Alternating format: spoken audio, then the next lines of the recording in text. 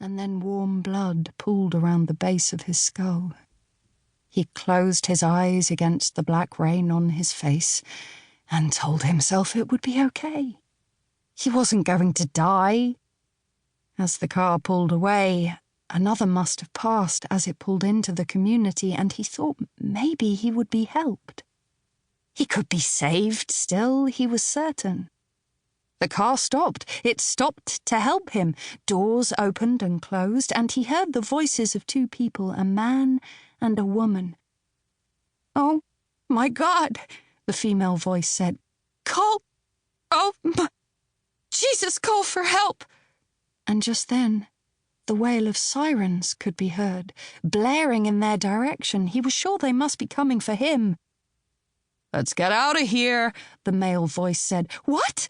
The woman kneeled next to Caleb, and he tried to reach out his hand, but couldn't make it move. The man pulled her away. "Help is coming. We can't be here," he said. He could feel her hesitate, but then sensed that she wasn't there anymore. He heard the car pull away, and tears escaped the corners of his eyes, washed away by the rain.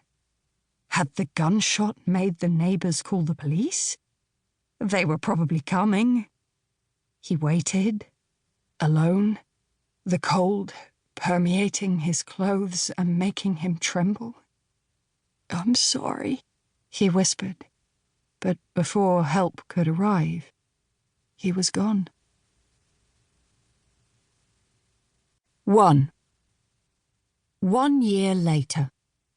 Paige.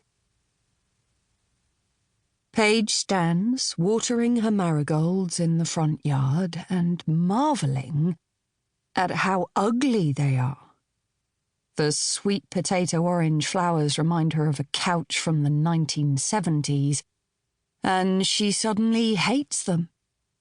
She crouches down, ready to rip them from their roots, wondering why she ever planted such an ugly thing next to her pristine Russian sage.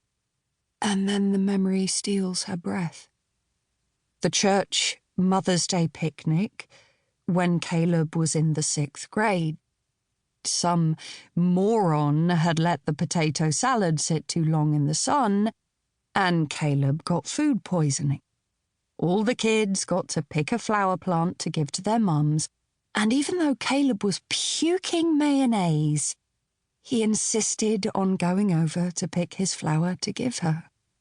He was so proud to hand it to her in its little plastic pot, and she said they'd plant it in the yard and they'd always have his special marigolds to look at.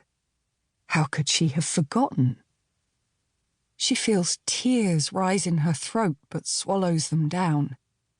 Her dachshund, Christopher, waddles over and noses her arm. He always senses when she's going to cry, which is almost all the time since Caleb died. She kisses his head and looks at her now beautiful marigolds. She's interrupted by the kid who delivers the newspaper as he rides his bike into the cul-de-sac and tosses a rolled-up paper, hitting little Christopher on his back. "Are you a fucking psychopath?" Paige screams, jumping to her feet and hurling the paper back at the kid, which hits him in the head and knocks him off his bike. "What the hell is wrong with you, lady?" he yells back, scrambling to gather himself and pick up his bike. "What's wrong with me? You tried to kill my dog. Why don't you watch what the fuck you're doing?" His face contorts and he tries to pedal away, but Paige grabs the garden hose and sprays him down until he's out of reach. "Little monster!" she yells after him. 30 minutes later, the police ring her doorbell, but Paige doesn't answer.